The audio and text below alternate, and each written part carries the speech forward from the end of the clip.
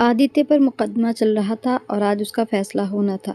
मुकदमा इतना मजबूत था कि आदित्य के लिए बचने का कोई रास्ता नहीं था। जज अंतिम सुनवाई उम्र कैद सुनाने ही वाले थे। पूरा कोर्टरूम सांसें थामे बैठा था। आदित्य की आंखों में डर साफ झलक रहा था। सजा उम्र कैद होने वाली थी। तभी पीछे से एक भारी आवाज आई, मान्यवर, फैसला सुनाने से पहले ये सबूत देख लीजिए। उस आवाज की तरफ आंख उठाकर जब आदित्य ने देखा तो उसके पैरों तले जमीन खिसक गई। उसका दिल जोर जोर से धड़कने लगा। कोर्ट में हर व्यक्ति ने मुड़कर उस आवाज की तरफ देखा। एक दुबला पतला थका हारा बूढ़ा आदमी हाथ में एक मोबाइल और कुछ कागज लिए खड़ा था। उस व्यक्ति को देखकर आदित्य की सांसें अटक गईं, क्योंकि वह व्यक्ति कोई शहर के शांत माहौल में दयानाथ अपने इकलौते बेटे आदित्य के साथ रहते थे। पत्नी के गुजर जाने के बाद दयानाथ ने ही बेटे को पाला, अपनी हर खुशी हर ज़रूरत त्याग कर उसे बड़ा किया। लेकिन उम्र बढ़ने के साथ आदित्य का स्वभाव बदलने लगा था। इसका कारण था उसका एक दोस्त रघुवीर। रघुवीर देखने में तो बहुत सभ्य और संस्कारी दिखता था, पर वह अंदर से बहुत चालाक था और ये बात दयानाथ बहुत अच्छे से समझते थे। इसीलिए वह हमेशा ही आदित्य को समझाने की कोशिश करते। लोग देखने में जैसे होते हैं अंदर से वैसे बिल्कुल नहीं होते। पर आदित्य उनकी बात समझने के बजाय उनकी बातों से चिढ़ने लगा था। उसे लगने लगा था कि उसके पिता उसकी दोस्ती के बीच में आ रहे हैं।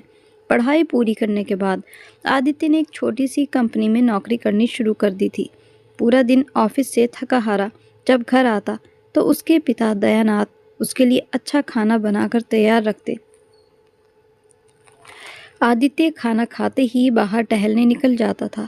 अब तो दयानाथ जी को आदित्य को कुछ कहते हुए डर लगता था, क्योंकि बेटा पिता की हर बात पर नाराज हो जाता था। पहले पहले तो दयानाथ जी को लगा कि आदित्य टहलने के लिए जाता है, लेकिन उनके एक पड़ोसी ने बताया था कि ज़रा बेटे पर ध्यान रखिए, रात को ये किसी क्लब में जाता है। और ये भी बताया था कि यह अपने दोस्त रघुवीर के साथ जाता है। रघुवीर दयानाथ जी की आंखों में बहुत खटकता था, लेकिन वह क्या करते। उनका बेटा इस बात को समझने के लिए बिल्कुल तैयार नहीं था। दूसरी ओर रघुवीर आदित्य को उकसाता रहता था, कहता, तू अपने पिता से इतना डरता है? अरे हम तो अपने माता पिता को अपनी मुट्ठी में करके रखते हैं। तू कैसा बेटा है, तुझे अपने पिता को कंट्रोल नहीं किया जाता? इस तरह की बातों से आदित्य का अहम जाग गया था। इसीलिए उसे अपने पिता की हर बात बुरी लगती। रातों को क्लब में जाने के कारण उसकी नींद पूरी नहीं हुई तो सुबह को उठने में देर हो गई। इस बात पर गुस्सा भी उसने अपने पिता पर निकाला कि क्या आप मुझे उठा नहीं सकते थे? मैं ऑफिस के लिए लेट हो गया हूँ।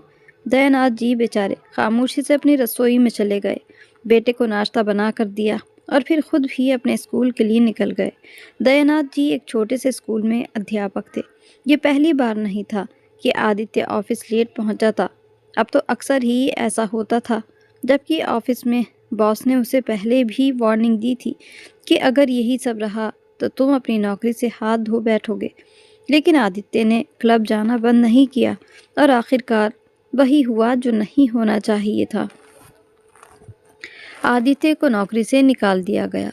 अब नौकरी छूटने के बाद उसका गुस्सा बढ़ता गया और वह हर छोटी बात पर पिता को दोष देने लगा।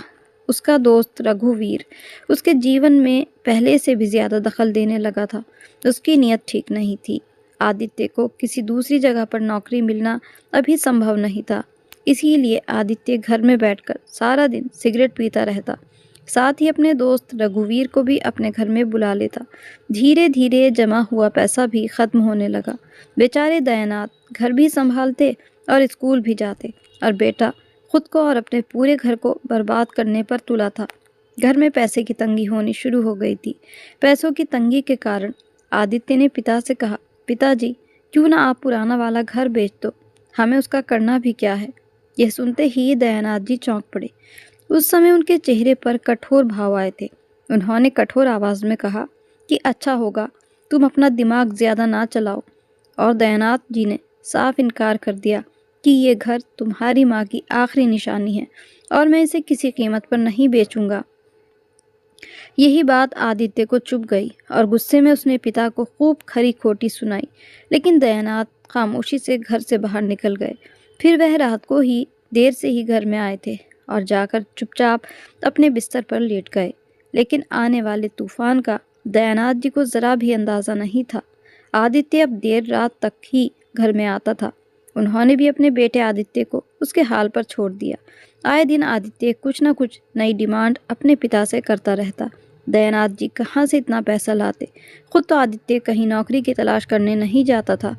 दयानाथ जी अपने जीवन में बहुत ज़्यादा दुखी हो गए थे। अक्सर दोनों पिता और बेटे के बीच बहस होती थी। लेकिन आज सुबह सुबह ही आदित्य ने अपने पिता से मांग की कि या तो वह घर बेचकर उसका हिस्सा दे दें। उसका कहना था कि मैं इस घर का वारिस हूँ और मेरा इस घर पर हक बैठता है, इसीलिए मुझे अपना हिस्सा चाहिए। या तो घर मेरे नाम कर दो या फिर इसे बेचकर पैसा मुझे दे दो।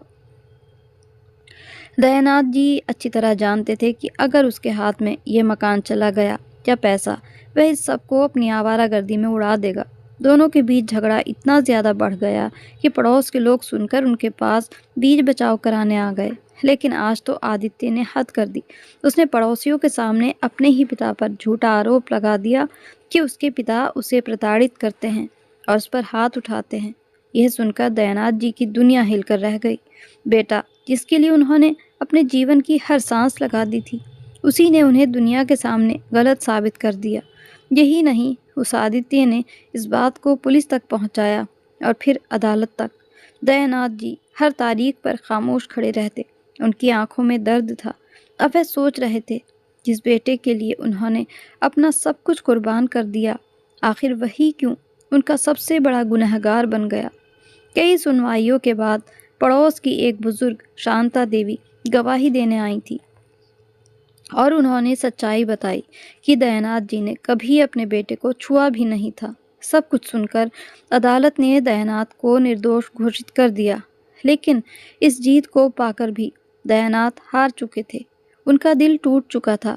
वह घर लौटे, बेटे की तरफ देखा और सिर्फ इतना कहा कि इल्ज़ाम ज़िंदगी में पहली बार नहीं लगे, लेकिन जब अपने ही बच्चे से लगे तो आत्मा टूट जाती है। उसी रात वे बिना कुछ बताए घर छोड़कर चले गए। समय बीतता गया, लेकिन आदित्य ने कभी उन्हें ढूंढने की कोशिश नहीं की।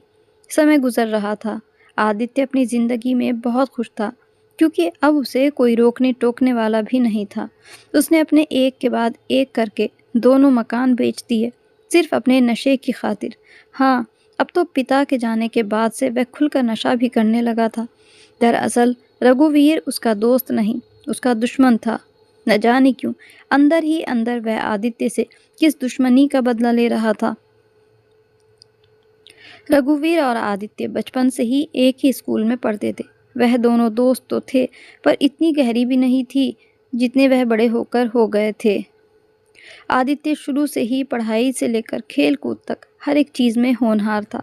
हर एक अध्यापक, हर एक जानने वाला, सब आदित्य की बहुत तारीफ किया करते थे। दयानाथ जी का सीना गर्व से चौड़ा हो जाता। जबकि रघुवीर एक दौलतमंद परिवार से था, लेकिन उसका ध्यान पढ़ाई में बिल्कुल नहीं था। अक्सर लोग उसे कहते, अपने दोस्त से कुछ सीखो। शायद यही वह शब्द थे जो रघुवीर के सीने में छुपते थे जब उसकी तुलना आदित्य से की जाती। बचपन की यह ईर्ष्या दिल के अंदर रघुवीर ने बचपन से ही पाल रखी थी। बड़े होते होते यह एक दुश्मनी का रूप ले चुकी थी, जिसकी किसी को भी खबर नहीं थी। आदित्य तो रघुवीर को अपना सबसे अच्छा दोस्त मान रहा था, लेकिन उसे एहसास भी नहीं था कि उसका ही दोस्त असल में उसका कितना पुराना दुश्मन है। आदित्य ने अपना सब कुछ अपने दोस्त पर कुर्बान कर दिया।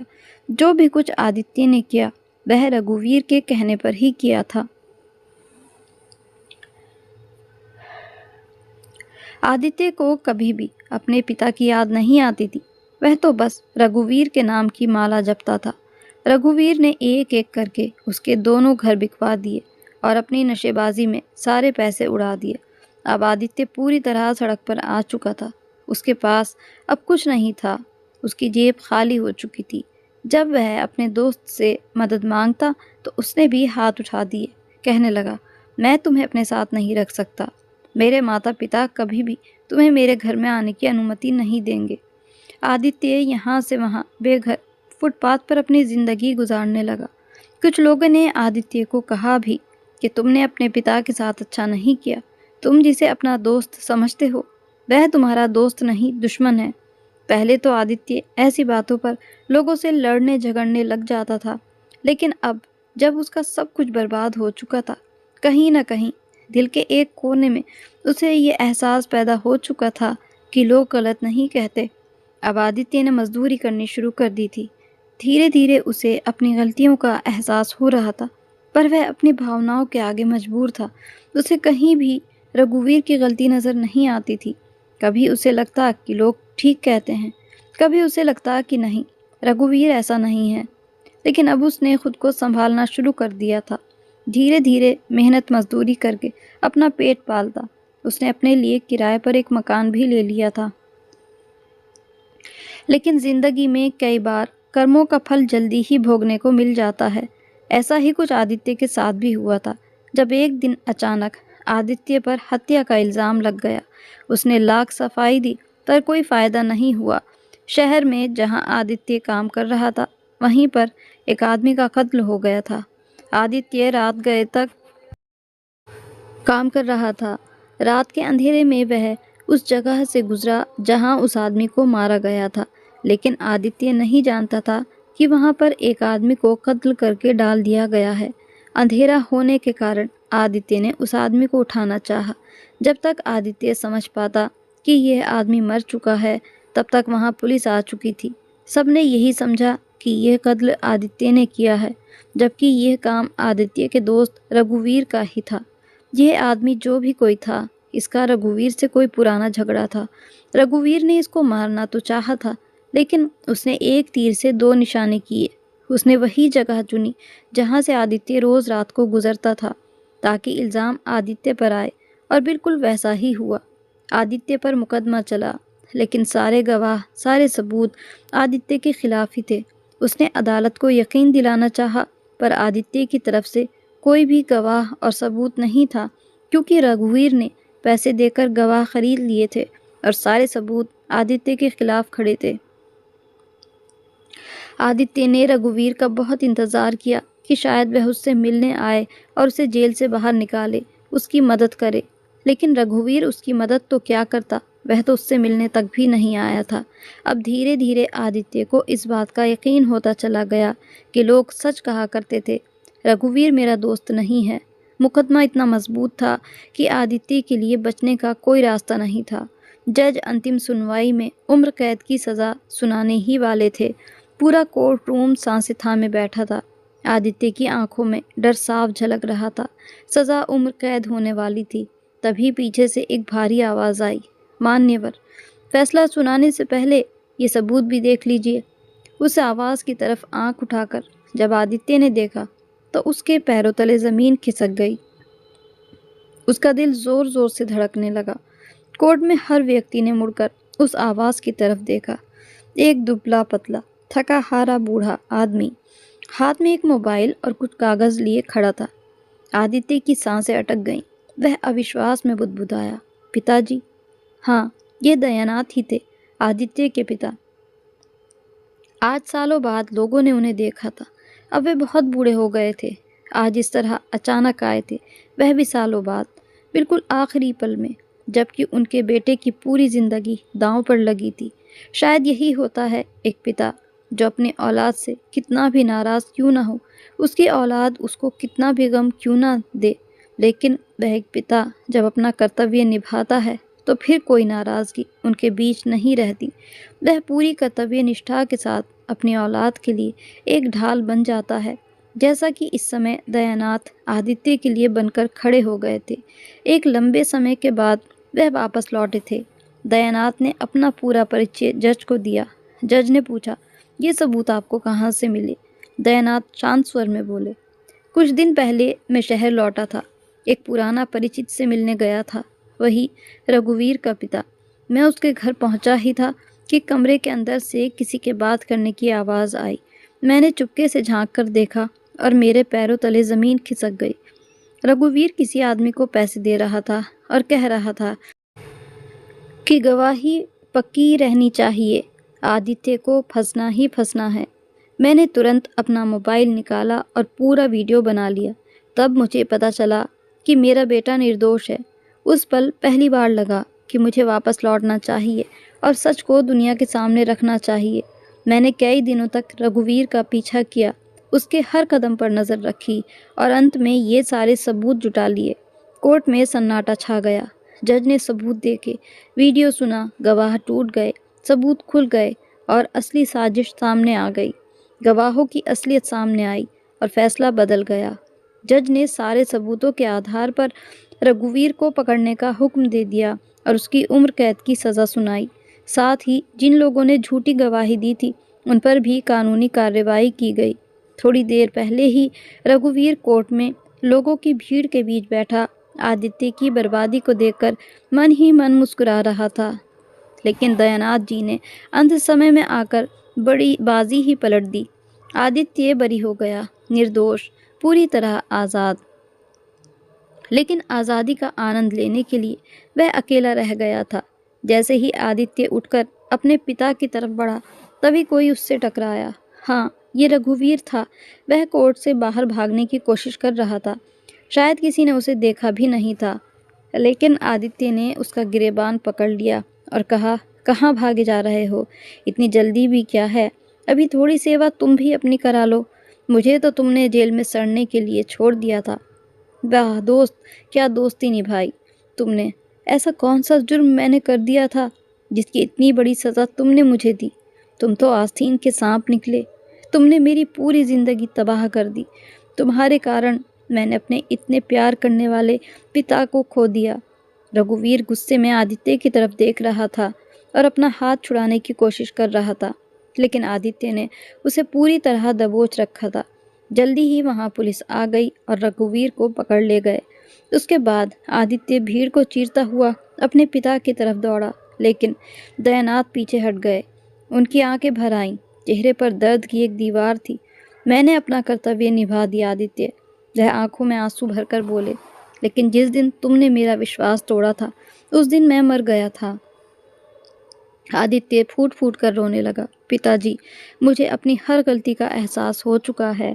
अब जैसा आप कहोगे वैसा ही होगा, पर मुझे छोड़कर मत जाइए। दयानाथ ने सिर्फ एक बात कही, गलती तुम्हारी नहीं थी, मेरे दिल का टूटना मेरी नियति थी। इतना कहकर वे धीमे कदमों से अदालत के बाहर निकल गए और भीड़ में समा गए, और फिर कभी किसी ने उन्हें नहीं देखा। आदित्य आज भी अपने पिता को ढूंढता है, हर गली, हर सड़क, हर चेहरे में। पर दयानाथ कहीं दूर किसी अनजान शहर में अपने टूटे दिल के साथ गुमनाम जिंदगी जी रहा है। तो वीडियो आपको कैसी लगी, कहानी आपको कैसी लगी, हमें कमेंट करके ज़रूर बताइएगा। अगर कहानी अच्छी लगी हो तो इसको लाइक और शेयर ज़रूर कीजिएगा और मेरे चैनल को सब्सक्राइब करना भी ना भूलें। फिर मिलते हैं ऐसी ही दिल छू लेने वाली कहानी के साथ। तब तक के लिए good bye and thanks for watching.